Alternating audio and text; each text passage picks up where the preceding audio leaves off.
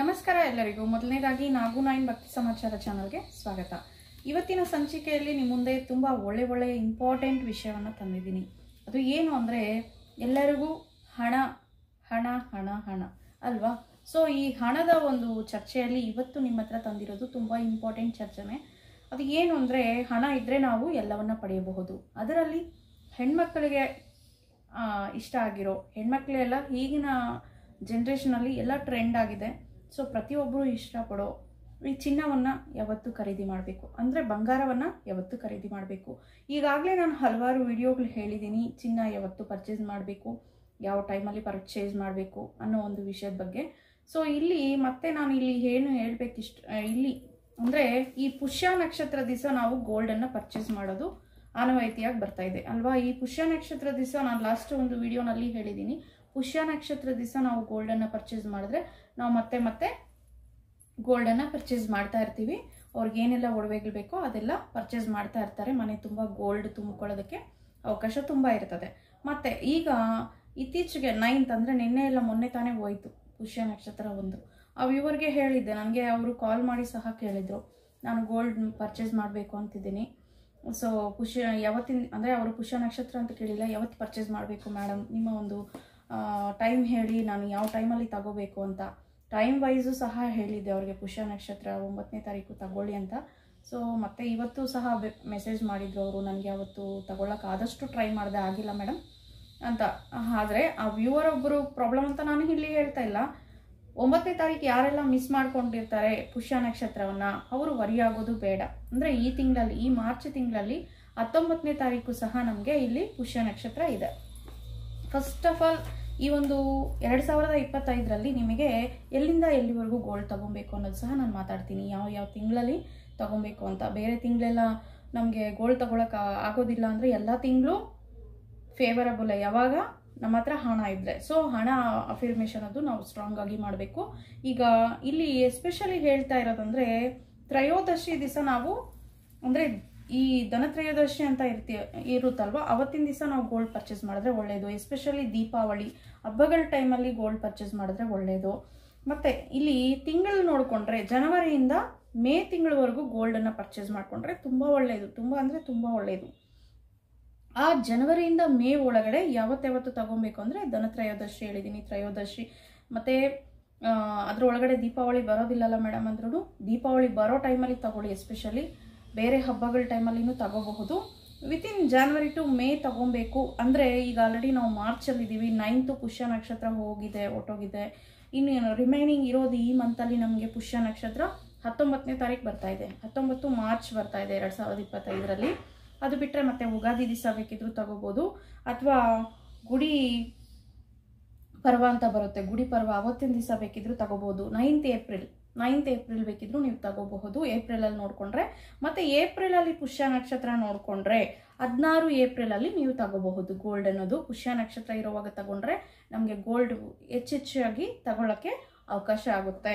ಅಂದರೆ ನಮ್ಮ ಮನೆಯಲ್ಲಿ ಲಕ್ಷ್ಮಿ ಸದಾ ಇರೋದಕ್ಕೆ ಅವಕಾಶ ಆಗುತ್ತೆ. ಈ ಪುಷ್ಯ ನಕ್ಷತ್ರ ದಿವಸ ನಾವು ಗೋಲ್ಡ್ ಪರ್ಚೇಸ್ ಮಾಡಿದ್ರೆ, ಗೋಲ್ಡು ಸಹ ನಮಗೆ ಲಕ್ಷ್ಮೀ ಸ್ವರೂಪ ಆಗಿರೋದ್ರಿಂದ ತಾಯಿಯ ಕೃಪೆ ಇದ್ರೇ ನಮಗೆ ಗೋಲ್ಡ್ ಸಹ ಪರ್ಚೇಸ್ ಮಾಡ್ಲಿಕ್ಕಾಗೋದು. ಸೊ ಹಾಗಾಗಿ ದೀಪಾವಳಿ ದಿವಸ ಎಸ್ಪೆಷಲಿ ಗೋಲ್ಡನ್ನು ಪರ್ಚೇಸ್ ಮಾಡ್ತಾರೆ. ಅವತ್ತು ಗೋಲ್ಡನ್ನ ಗಿಫ್ಟ್ ಮಾಡ್ತಾರೆ, ಹೆಣ್ಮಕ್ಳನ್ನ ಕರೆದು ಗಿಫ್ಟ್ ಮಾಡೋವಂಥದ್ದು, ಅವ್ರಿಗೆ ಇಷ್ಟ ಆಗಿರೋರಿಗೆ ಗೋಲ್ಡ್ ಜ್ಯುವೆಲರೀಸ್ ಕೊಡೋವಂಥದ್ದು ನೀವು ನೋಡ್ತಾ ಇರ್ತೀರ. ಸಹಜವಾಗಿ ದೀಪಾವಳಿಗೆ ಗೋಲ್ಡ್ ಆ್ಯಡ್ಗಳು ಅನ್ನೋದು ಜಾಸ್ತಿ ಇರ್ತದೆ, ಯಾಕಂದರೆ ಅದು ದೊಡ್ಡ ಹಬ್ಬ. ದೀಪಾವಳಿ ದಿವಸ ಗೋಲ್ಡನ್ನು ಪರ್ಚೇಸ್ ಮಾಡಿದ್ರೆ ಯಾವಾಗಲೂ ನಮ್ಮ ಜೊತೆ ಗೋಲ್ಡ್ ಅನ್ನೋದು ಇರುತ್ತೆ, ಮತ್ತೆ ತಗೊಳ್ಳೋಕ್ಕೆ ಅವಕಾಶ ಆಗುತ್ತೆ ಅಂತ. ಮತ್ತು ಇಲ್ಲಿ 16th ಏಪ್ರಿಲ್ ತಿಂಗಳಲ್ಲಿ ತಗೊಳ್ಳಬೇಕು ಪುಷ್ಯ ನಕ್ಷತ್ರ ಅಂದರೆ 16th ಏಪ್ರಿಲ್ ತಗೋಬಹುದು, ಅವತ್ತು ಸಹ ಪುಷ್ಯ ನಕ್ಷತ್ರ ಇದೆ. ಇನ್ನು ಅದು ಬಿಟ್ಟರೆ ಅಕ್ಷಯ ತೃತೀಯ 10th ಮೇನಲ್ಲಿ ತಗೋಬೇಕು ಅಂದರೆ 10ನೇ ತಾರೀಕು ಅಕ್ಷಯ ತೃತೀಯ ಇದೆ. ಸೊ ಅವತ್ತು ಬೇಕಿದ್ರು ನೀವು ತಗೋಬಹುದು. ಸಹಜವಾಗಿ ಅಕ್ಷಯ ತೃತೀಯಗೆ ಎಲ್ಲರೂ ಗೋಲ್ಡನ್ನು ತಗೊತಾನೆ ಇರ್ತಾರಲ್ವ. ಸೊ ಅವತ್ತು ಬೇಕಿದ್ರು ನೀವು ತಗೋಬಹುದು, ಅಂದರೆ 10ನೇ ತಾರೀಕು ಮೇ ತಿಂಗಳಲ್ಲಿ. ಸೊ ಈಗ ಮತ್ತೆ ಒಂದ್ಸಲಿ ಹೇಳ್ಬಿಡೋಣ, ಈ 19th ಮಾರ್ಚಲ್ಲಿ ತಗೋಬಹುದು. ಅದು ಬಿಟ್ಟರೆ 9th ಏಪ್ರಿಲಲ್ಲಿ ತಗೋಬಹುದು, ಉಗಾದಿಗೆ ತಗೋಬಹುದು, ಗುಡಿ ಪರ್ವ ಅಂತ ಬರುತ್ತೆ ಆವತ್ತಿನ ದಿವಸ ಬೇಕಿದ್ರು ತಗೋಬಹುದು. ಅದು ಬಿಟ್ಟರೆ ಮತ್ತೆ 16th ಏಪ್ರಿಲಲ್ಲಿ ತಗೋಬಹುದು. ಅದು ಬಿಟ್ಟರೆ ಅಕ್ಷಯ ತೃತೀಯ ದಿವಸ ತಗೋಬಹುದು. 16th ಪುಷ್ಯ ನಕ್ಷತ್ರ ಇದೆ, ಏಪ್ರಿಲ್ 16th. ಮತ್ತು 19th ಮಾರ್ಚು ಪುಷ್ಯ ನಕ್ಷತ್ರ ಇದೆ. ಈ ತಿಂಗಳಲ್ಲಿ ಪರ್ಚೇಸ್ ಮಾಡೋರು 19th ತಗೊಳ್ಳಿ. ಅದು ಟೈಮ್ ಅಂತ ಇರುತ್ತೆ, ಅಮೃತ ಗಳಿಗೆಗಳಲ್ಲಿ ನೋಡಿ ತಗೊಳ್ಳಿ. ಅಥವಾ ಪರ್ಟಿಕ್ಯುಲರ್ ಪುಷ್ಯ ನಕ್ಷತ್ರ ಟೈಮ್ ಇರುತ್ತೆ, ಒಂದು 2 hours 3 hours ಇರುತ್ತೆ, ಆ ಟೈಮಲ್ಲಿ ಮಾತ್ರ ತಗೊಳ್ಳಿ. ಈಗ ಇದ್ರ ಜೊತೆಗೆ ತಗೊಳ್ಳಿ ಅಂತ ಹೇಳ್ತಿದ್ದಾರೆ ಮೇಡಮು. ಹಣ ಮುಖ್ಯ ಅಲ್ವಾ ನಾವು ಗೋಲ್ಡ್ ತಗೊಳ್ಳೋದಕ್ಕೆ? ಹಣವನ್ನು ಹೇಗೆ ಪಡೆಯೋದು? ನಾವು ಕೂಡಿಟ್ಟಿರೋ ಹಣ ಎಲ್ಲ ಖರ್ಚಾಗೋಗ್ತಾ ಇರುತ್ತೆ, ಮತ್ತೆ ನಮ್ಮ ಹತ್ರ ಹಣ ಬರೋಕ್ಕೆ ತಡೆ ಆಗ್ತಾ ಇದೆ, ಕೊಡೋರು ಕೊಡ್ತಿಲ್ಲ ಅಂತ. ಈಗೇನು ಮಾಡಬೇಕು? ಅದಕ್ಕೂ ಸಹ ನಾನು ಇಲ್ಲಿ ಒಂದು ಟಿಪ್ ಅಂದರೆ ಚಮತ್ಕಾರಿಯಾಗಿ ಕೆಲಸ ಮಾಡೋ ಈ ಒಂದು ನಂಬರ್, ಏಂಜಲ್ ನಂಬರ್ನ ನಾನಿಲ್ಲಿ ನಿಮ್ಮ ಮುಂದೆ ತರ್ತಿದ್ದೀನಿ. ಅದು ಪ್ರಾಕ್ಟಿಕಲ್ ಆಗಿ, ಸುಮ್ಮನೆ ಅಂತೂ ಅಲ್ಲ. ಸೊ ತೋರಿಸ್ತಿದ್ದೀನಿ ನಾನು ಇವಾಗಿಲ್ಲಿ 1176. ಇದುವರೆಗೆ ನಾನು ಈ ಒಂದು ಏಂಜಲ್ ನಂಬರ್ ಬಗ್ಗೆ ನಾನು ಡಿಸ್ಕಸ್ ಮಾಡಿದ್ದೀನಿ, ನಾನು ಶಾರ್ಟ್ಸಲ್ಲಿದೆ, ಲೆಂತಿ ವಿಡಿಯೋ ಇವತ್ತೇ ಹೇಳ್ತಾ ಇದ್ದೀನಿ ಅದ್ರ ಬಗ್ಗೆ.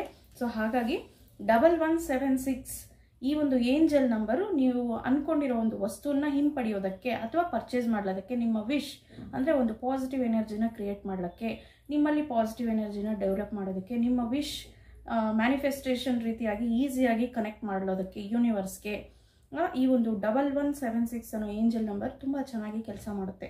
ಓಕೆ, 1176 ಏಂಜಲ್ ನಂಬರ್ ಹೇಳಿದ್ದಾರೆ. ಈಗ ಅದನ್ನು ಬಳಸ್ಕೊಂಡು ಅಫರ್ಮೇಷನ್ ಮಾಡೋದು ಹೇಗೆ ಅನ್ನೋದು ಸಹ ಒಂದು ಸೆಂಟೆನ್ಸಲ್ಲಿ ಹೇಳ್ತೀನಿ ನಾನು.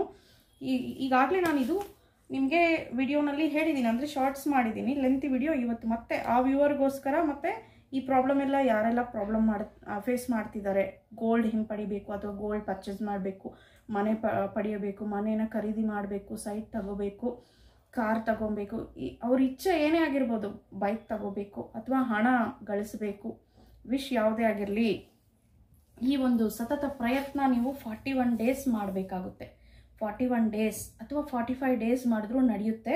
45 times ಅಂತೂ ಬರಿಬೇಕು. ಅದು ಯಾವ ರೀತಿ ಬರಿಬೇಕು ಅನ್ನೋದು ನಾನು ಇಲ್ಲಿ ಹೇಳ್ತೀನಿ. ಈಗ ಇಲ್ಲಿ ಸೆಂಟೆನ್ಸ್ ನೋಡೇ ಬಿಡೋಣ. ನಾನು ಇಲ್ಲಿ ಬರೆದಿದ್ದೀನಿ 1176 ಅಂತ ಬರೆದ್ಬಿಟ್ಟು ಮತ್ತೆ ನಿಮ್ಮ ವಿಶ್ನ ಬರಿಬೇಕು. ಓಕೆ, ಇದು 45 times ಬರಿಬೇಕು. ಈ ರೀತಿ ಬರಿಬೇಕು ನೋಡಿ, ಇಲ್ಲಿ 45 times ಬರಿಬೇಕು. ನಾನು ಅದಕ್ಕೋಸ್ಕರನೇ ಬರೆದು, ಅಂದರೆ ನಮ್ಮ ಒಂದು ಅಫರ್ಮೇಷನ್ ಯಾವ ರೀತಿ ಇರಬೇಕಂದ್ರೆ ಅದನ್ನ ಸ್ಟ್ರಾಂಗ್ ಆಗಿ ಬಿಲೀವ್ ಮಾಡಬೇಕು. ಹಾಗಾಗಿ ನಾನು ಬರೆದು ತೋರಿಸ್ತಾ ಇದ್ದೀನಿ. ವಿಶ್ ಏನು ಅನ್ನೋದು ಬೇಡ. ಇಲ್ಲಿ ನೋಡಿ, ಇದು ನೋಡಿ 1176 ಅನ್ನೋದು ನಿಮ್ಮ ಒಂದು ಏಂಜಲ್ ನಂಬರ್. ಅದನ್ನು ಸಹ ನಾನು 108 times ಬರೆದಿದ್ದೀನಿ. 45 times ಬರೆದ್ರೂ ಸಾಕು. ನಾನಿಲ್ಲಿ 108 times ಬರೆದಿದ್ದೀನಿ 1176 ಅಂತ. ಸೊ ಈ ರೀತಿ ವೈಟ್ ಪೇಪರ್ ಅಥವಾ ಒಂದು ವೈಟ್ ನೋಟ್ಬುಕ್ ತಗೊಂಡ್ಬಿಡಿ, ಗ್ರೀನ್ ಪೆನ್ ಮಾತ್ರನೇ ತಗೊಬೇಕು. 1176 ಅಂತ ಬರೆದ್ಬಿಟ್ಟು ನಿಮ್ಮ ವಿಶ್ನ ಬರ್ಕೊಂಡು ಹೋಗಬೇಕು. ಓಕೆ, ಆ ವಿಶ್ ಯಾವ ರೀತಿ ಇರಬೇಕು ಅನ್ನೋದು ಒಂದು ಸೆಂಟೆನ್ಸ್ ಫಾರ್ಮ್ ಮಾಡ್ಕೊಳ್ಳಿ.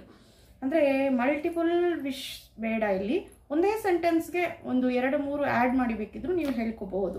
ಫಾರ್ ಎಕ್ಸಾಂಪಲ್ಗೆ ಏನು ಅಂದರೆ 1176 ನನ್ನ ಎಲ್ಲ ಚಿನ್ನವನ್ನು, ಮತ್ತು ನನ್ನ ಒಂದು ಹಣವನ್ನು, ಮತ್ತು ನನ್ನ ಒಂದು ವಾಹನವನ್ನು, ಮತ್ತು ನನ್ನ ಮನೆಯನ್ನು ಹಿಂಪಡಿಸಿಕೊಟ್ಟಿರೋದಕ್ಕೆ ಥ್ಯಾಂಕ್ ಯು ಯೂನಿವರ್ಸ್, ಧನ್ಯವಾದ ನಿನಗೆ ಯೂನಿವರ್ಸ್, ಧನ್ಯವಾದ ನಿನಗೆ ವಿಶ್ವಕ್ಕೆ, ಈ ಅನಂತಕ್ಕೆ ಅಂತ ಹೇಳ್ಕೊಬೇಕು. ಅದು ಸೆಂಟೆನ್ಸ್ ನೀವು ಯಾವುದು ಬೇಕಿದ್ರೂ ಬರ್ಕೋಬಹುದು. ಎಕ್ಸಾಂಪಲ್ಗೆ ಹೇಳಿದೆ ನಾನಿಲ್ಲಿ ಒಡವೆ ಅಂತ. ಸೊ ಪರ್ಟಿಕ್ಯುಲರ್ಲಿ ಪುಷ್ಯ ನಕ್ಷತ್ರ ಬರ್ತಾ ಇದೆ 19ಗೆ. ನೀವು ಒಡವೆ ಬಗ್ಗೆ ವಿಶ್ ಮಾಡಿಕೊಂಡ್ರೆ ಇನ್ನೂ ಚೆನ್ನಾಗೆ ನಿಮಗೆ ರಿಸಲ್ಟ್ ಕೊಡುವಂಥದ್ದು. 1176 ಮತ್ತು ನಿಮ್ಮ ವಿಶ್. ನಾನು 19ನೇ ತಾರೀಕು ಮಾರ್ಚ್ ದಿನ ಇಷ್ಟು ಒಡವೆನ ತಗೊಂಡಿರೋದಕ್ಕೆ ಥ್ಯಾಂಕ್ ಯು ಯೂನಿವರ್ಸ್. ತಗೊಂಡಂಗೆ ನೀವು ವಿಜುವಲೈಸೇಷನ್ ಮಾಡ್ಕೊಬೇಕು. ಅದು ನಿಮ್ಮ ಮೈ ಮೇಲೆ ಹಾಕ್ಕೊಂಡಂಗೆ ವಿಜುವಲೈಸೇಷನ್ ಮಾಡ್ಕೊಬೇಕು. ಅಥವಾ ರಿಲೀಸ್ ಮಾಡಿಸ್ತಿದ್ದೀರಾ, ನನ್ನ ಒಂದು ಜ್ಯುವೆಲರಿ ಹಿಂಪಡೆದಿರೋದಕ್ಕೆ ಥ್ಯಾಂಕ್ ಯು ಯೂನಿವರ್ಸ್. ಪಕ್ಕ ವರ್ಕೌಟ್ ಆಗುತ್ತೆ. 1 ಡೇನಲ್ಲಿ ಸಹ ರಿಸಲ್ಟ್ ಸಿಗೋದು ನೋಡಬಹುದು ನೀವು ಪಾಸಿಟಿವ್ ಮೈಂಡ್ ಸೆಟ್ಟಲ್ಲಿ ಮಾಡಿದ್ರೆ.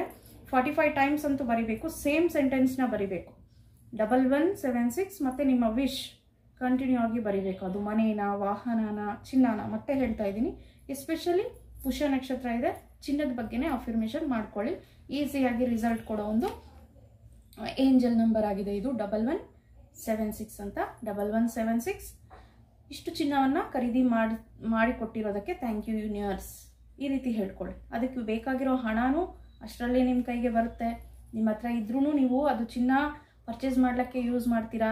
ಸೊ ಇದೆಲ್ಲ ಆಗೋ ಚಾನ್ಸಸ್ಸು ನಮಗೆ ಈ 1176 ಏಂಜಲ್ ನಂಬರಿಂದ ಸಾಧ್ಯ ಆಗುತ್ತೆ. ಸೊ ಹಾಗಾಗಿ ನೀವು ಈ ಏಂಜಲ್ ನಂಬರ್ನ ಬಳಸ್ಕೊಂಡು ನೀವು ಇಲ್ಲಿ ಚಿನ್ನವನ್ನು ಪರ್ಚೇಸ್ ಮಾಡ್ಬೋದು. ಹೇಳಿರೋ ತಾರೀಖಂತೂ ನೋಟ್ ಮಾಡ್ಕೊಳ್ಳಿ. ತ್ರಯೋದಶಿ ಅಥವಾ ದೀಪಾವಳಿ ಹಬ್ಬ ಹರಿದಿನಗಳಲ್ಲಿ ಯುಗಾದಿ ದಿವಸ ಬೇಕಿದ್ರೂ ನೀವು ಪರ್ಚೇಸ್ ಮಾಡಬಹುದು. ಜಾನ್ವರಿಯಿಂದ ಮೇವರೆಗೂ ಗೋಲ್ಡನ್ನು ಪರ್ಚೇಸ್ ಮಾಡಿದ್ರೆ ತುಂಬ ಒಳ್ಳೆಯದು. ಬೇರೆ ತಿಂಗಳಲ್ಲಿ ಒಳ್ಳೇದಿಲ್ವಾ ಮೇಡಮ್ ಅಂದರೆ ಡೆಫಿನೆಟ್ಲಿ ಒಳ್ಳೆಯದೇ. ಹಣ ಇದ್ದರೆ ನಮ್ಗೆ ಯಾವಾಗ ಬೇಕಿದ್ರೂ ಒಳ್ಳೆಯದೇ ಅನಿಸುತ್ತೆ. ಯಾಕಂದರೆ ಪಾಸಿಟಿವ್ ಎನರ್ಜಿ ತುಂಬಿಸುತ್ತೆ ನಮಗೆ ಹಣ ಅನ್ನೋದು. ಸೊ ಅಷ್ಟು ಸಪೋರ್ಟ್ ಮಾಡುತ್ತೆ ನಮ್ಮ ಜೀವನದಲ್ಲಿ ಹಣ ಅನ್ನೋದು. ಸೊ ಹಾಗಾಗಿ ಹಣಕ್ಕೆ ಸಂಬಂಧಪಟ್ಟ ಅಫರ್ಮೇಷನ್ಸು, ಮನಿ ಮಂತ್ರಗಳು, ಟಿಪ್ಸು, ಯಂತ್ರ ತಂತ್ರಗಳನ್ನು ಪ್ರತಿಯೊಂದನ್ನು ಫಾಲೋ ಮಾಡ್ತಾ ಇರಿ. 4 ಜನಕ್ಕೆ ಶೇರ್ ಮಾಡ್ತಾ ಇರಿ. ಸುಮಾರು ದಿವಸ ಆಗಿತ್ತು ನಾನು ವಿಡಿಯೋ ಮುಂದ್ಗಡೆ ಬಂದು ಅಂತೂ. ಸೊ ಹಾಗಾಗಿ ಈ ಒಂದು ಇಂಪಾರ್ಟೆಂಟ್ ವಿಷಯನ ಡೈರೆಕ್ಟಾಗಿ ಹೇಳ್ಕೊಳ್ಳೋಣ ಅಂತ ಈಗ ವಿಡಿಯೋ ಮಾಡಿದೆ. ಸೊ ಅವರು ಬೆಳಗ್ಗೆ ಸಹ ನನಗೆ ಕಾಲ್ ಮಾಡಿದರು, ಮತ್ತೆ ಇನ್ನೊಂದು ದಿನ ತಿಳಿಸ್ಕೊಡಿ ನನಗೆ ಅಂತ. ಸೊ ಅದೇ ಪರ್ಪಸ್ ಆಗಿ ಅವ್ರಿಗೂ ಮತ್ತು ಇದನ್ನು ಯೂಸ್ ಮಾಡ್ಕೊಳ್ಳಿ ಅಂತ ಪ್ರತಿಯೊಬ್ಬರಿಗೂ ಇಲ್ಲಿ ವಿಡಿಯೋವನ್ನು ಮಾಡಿರೋದು. ಸೊ ಹಾಗಾಗಿ 1176 ಮತ್ತು ನಿಮ್ಮ ವಿಶ್, ನನ್ನ ಒಂದು ಚಿನ್ನವನ್ನು, ನನ್ನ ಒಂದು ಹಣವನ್ನು, ನನ್ನ ಒಂದು ಮನೆಯನ್ನು ಹಿಂಪಡೆಯೋದಕ್ಕೆ ಅಥವಾ ನಾನು ಹೊಸ ಮನೆ ಖರೀದಿ ಮಾಡಿಸ್ಕೊಟ್ಟಿರೋದಕ್ಕೆ ಥ್ಯಾಂಕ್ ಯು ಯೂನಿವರ್ಸ್. ನನ್ನ ಒಂದು ಏನದು ನಿಮ್ಮ ಚೈನ, ವಾಲೆನ ಅಥವಾ ಎಷ್ಟು ಒಡವೆ ಅದನ್ನು ಲಿಸ್ಟ್ ಔಟ್ ಮಾಡ್ಕೊಳ್ಳಿ, ಅದನ್ನು ಬರೆದಿರಿ ಒಂದು ಸೆಂಟೆನ್ಸ್ ಆಗಿ. ಅದೇ ಸೆಂಟೆನ್ಸ್ನ 45 ಟೈಮ್ಸ್ ಬರಿಬೇಕು. ಒಂದೇ ಸೆಂಟೆನ್ಸ್ ಇರಬೇಕು. ಅಂದರೆ ಒಂದು ಸೆಂಟೆನ್ಸು ಚಿನ್ನದ ಬಗ್ಗೆ, ಇನ್ನೊಂದು ಸೆಂಟೆನ್ಸ್ ಕಾರ್ ಬಗ್ಗೆ, ಇನ್ನೊಂದು ಸೆಂಟೆನ್ಸು ಮನೆ ಬಗ್ಗೆ, ಈ ರೀತಿ ಬರೀಬೇಡ್ರಿ. ಪ್ರತಿಯೊಂದು ಒಂದೇ ಸೆಂಟೆನ್ಸಲ್ಲಿ ಮಿಕ್ಸ್ ಮಾಡಿ. ಹಣವನ್ನು, ಚಿನ್ನವನ್ನು, ಕಾರನ್ನು, ಮನೆಯನ್ನು ಹಿಂಪಡೆದು ಕೊಟ್ಟಿರೋದಕ್ಕೆ. ಅಂದರೆ ಸಪೋಸ್ ನೀವು ಅದನ್ನು ಇದಕ್ಕೆ ಮೊದಲು ಬಿಟ್ಕೊಟ್ಟಿದ್ರೆ, ಅಂದರೆ ಇಲ್ಲಿ ನಾನು ಆ ಮಾತು ಬಳಸ್ಲಿಕ್ಕೆ ಇಷ್ಟ ಇಲ್ಲ, ಲಾಸ್ ಆಗಿದ್ದರೆ ಅಂದರೆ ನೀವು ಅದನ್ನು ಕಳ್ಕೊಂಡಿದ್ರೆ ಅದನ್ನು ಹಿಂಪಡೆಯೋದಕ್ಕೆ ಈ 1176ನ ನೀವು ಯೂಸ್ ಮಾಡ್ಬೋದು. ಅಥವಾ ಒಳ್ಳೆ ಅಂದರೆ ಇಲ್ಲಿ 1 ಅಂದರೆ new opportunities, new beginnings, new source ಅಂತ ಹೇಳ್ಬೋದು. ಮತ್ತು ಇಲ್ಲಿ 7 ಅಂದರೆ ನಮಗಿಲ್ಲಿ ಒಳ್ಳೆ ಸ್ಪಿರಿಚುವಲಿ ನಮ್ಮನ್ನ ಡೆವಲಪ್ ಮಾಡೋ ಒಂದು ನಂಬರು 7 ಆಗಿರುತ್ತದೆ. ಮತ್ತು ಇಲ್ಲಿ 6 ಅಂದರೆ ನಮ್ಮ ಒಂದು ಫ್ಯಾಮಿಲಿ ಜೊತೆ ನಮ್ಮ ಹೊಂದಾಣಿಕೆ, ಫ್ಯಾಮಿಲಿ ಮತ್ತು ನಾವು ಯೂನಿವರ್ಸ್ ಜೊತೆ ಕನೆಕ್ಟ್ ಆಗೋದಕ್ಕೆ ಈ 6 ಅನ್ನೋದು ಸಹ ತುಂಬ ಇಂಪಾರ್ಟೆಂಟ್. ನೀವಿಲ್ಲಿ ಚಮತ್ಕಾರಿಯಾಗಿ ಯೋಚನೆ ಮಾಡಿದ್ರೆ ಶುಕ್ರನ ಅನುಗ್ರಹ ಪಡೆಯೋದಕ್ಕೂ ಸಹ ಈ ಒಂದು ಏಂಜಲ್ ನಂಬರ್ ಯೂಸ್ ಆಗುತ್ತೆ. ನೀವು ಕೌಂಟ್ ಮಾಡಿ ನೋಡಿ, 1176 ಕೌಂಟ್ ಮಾಡಿದ್ರೆ ಲಾಸ್ಟಿಗೆ 6 ಬರುತ್ತೆ. ಸೊ 6 ಅಂದ್ರೇ ಶುಕ್ರನ ಅನುಗ್ರಹ ಆಗಿರುತ್ತೆ. ಸೊ ಈ ಒಂದು ಅಫರ್ಮೇಷನ್ ಮಾಡೋದ್ರಿಂದ ಅಂದರೆ ಇದು 1176 ಶುಕ್ರ ಅಂತ ನಾನು ಹೇಳ್ತಿಲ್ಲ, ಶುಕ್ರನ ಅನುಗ್ರಹ ಈಸಿಯಾಗಿ ಸಿಗುತ್ತೆ. ಟೋಟಲಿ ಕೌಂಟ್ ಮಾಡಿದ್ರೆ ನಮಗೆ 6 ಬರುತ್ತೆ, ಆ ರೀತಿ ಹೇಳ್ತಿದ್ದೀನಿ. ಮತ್ತು ಇದಂತೂ ಚೆನ್ನಾಗಿ ರಿಸಲ್ಟ್ ಕೊಡೋ ಒಂದು ಏಂಜಲ್ ನಂಬರ್. ನಿಮ್ಮ ಒಂದು ಸೆಂಟೆನ್ಸ್ನ ಇವತ್ತೇ ರೆಡಿ ಮಾಡ್ಕೊಳ್ಳಿ. ಗ್ರೀನ್ ಪೆನ್, ವೈಟ್ ಪೇಪರ್ ತಗೊಳ್ಳಿ. ಯಾವ ಟೈಮಲ್ಲಿ ಬೇಕಿದ್ರೂ ಬರಿಬೋದು. Positive affirmation ಮಾಡಬೇಕಷ್ಟೇ. 45 ಟೈಮ್ಸ್ ಬರೀರಿ. ಒಳ್ಳೆ ಟೈಮ್ ನೋಡ್ಕೊಂಡು ಬರೀರಿ, ಒಳ್ಳೆ ಟೈಮಲ್ಲಿ ಬರೀರಿ. ಒಂದೇ ಡೇನಲ್ಲಿ ಬೇಕಿದ್ರೂ ನಿಮಗೆ ರಿಸಲ್ಟ್ ಸಿಗೋದಿರುತ್ತೆ. ಅಷ್ಟು ಖುಷಿಯಾಗಿ ನಿಮ್ಮ ಒಂದು ಸೆಂಟೆನ್ಸ್ನ ನೀವು ಕ್ರಿಯೇಟ್ ಮಾಡ್ಕೊಳ್ಳಿ. ಅದು ನಿಮ್ಮ ಬಳಿ ಬಂದಂಗೆ ನೀವು ಅಫರ್ಮೇಷನ್ ಮಾಡಬೇಕು. ಕಳ್ಕೊಂಡಿರೋ ವಸ್ತು ಆದರೆ ಪಡಿ, ಇನ್ನು ನೆಕ್ಸ್ಟ್ ಪರ್ಚೇಸ್ ಮಾಡ್ಬೇಕಂದ್ರೂ ಆಲ್ರೆಡಿ ನಿಮ್ಮ ಹತ್ರ ತಗೊಂಡಂಗೆ, ನೀವು ಹಾಕ್ಕೊಂಡಂಗೆ ವಿಜುವಲೈಸೇಷನ್ ಮಾಡಿಕೊಂಡು ಆ ಸೆಂಟೆನ್ಸ್ನ ಫಾರ್ಮ್ ಮಾಡಿ. ಅಂದರೆ ಪ್ರೆಸೆಂಟ್ ಟೆನ್ಸಲ್ಲಿ ನನ್ನ ಹತ್ರ ಅದು ಇರೋದಕ್ಕೆ, ನಾನು ತಗೊಂಡಿರೋದಕ್ಕೆ ಥ್ಯಾಂಕ್ ಯು ಯೂನಿವರ್ಸ್ ಅಂತ ಹೇಳಿ ಈ ಒಂದು 1176 ಅಂತ ಆ್ಯಡ್ ಮಾಡಿಕೊಂಡು ಸ್ಟಾರ್ಟಿಂಗ್ 1176 ಅಂತ ಬರೀಬೇಕು. ನಿಮ್ಮ ವಿಶ್ ಬರೀಬೇಕು, ಥ್ಯಾಂಕ್ ಯು ಹೇಳಬೇಕು. 45 ಟೈಮ್ಸ್ ಅಪ್ ಟು 45 ಡೇಸ್. ಓಕೆನಾ? 45 ಟೈಮ್ಸ್ ಅಪ್ ಟು 45 ಡೇಸ್ ಬರೀರಿ. ಅದ್ರ ಒಳಗಡೆ ರಿಸಲ್ಟ್ ಸಿಗುತ್ತೆ ನೀವು ಕಂಟಿನ್ಯೂ ಆಗಿ ಮಾಡೋದಾದರೆ. ಇಲ್ಲ ಅವಾಗವಾಗ ಬಿಟ್ಟು ಮಾಡಿದ್ರು ಸಹ ನೀವು ಯಾವತ್ತು ಪಾಸಿಟಿವ್ ಆಗಿ ಮಾಡಿರ್ತೀರೋ ನಿಮ್ಗೆ ಅವತ್ತು ರಿಸಲ್ಟ್ ಸಿಗುತ್ತೆ. ಸೊ ಹಾಗಾಗಿ ಪ್ರತಿನಿತ್ಯ ಪಾಸಿಟಿವ್ ಆಗೇ ಮಾಡಿ. ವಿತಿನ್ 1 ಡೇನಲ್ಲಿ ಸಹ ರಿಸಲ್ಟ್ ಪಡೆಯೋ ಒಂದು ಏಂಜಲ್ ನಂಬರ್ ಇದು. Thank you for watching.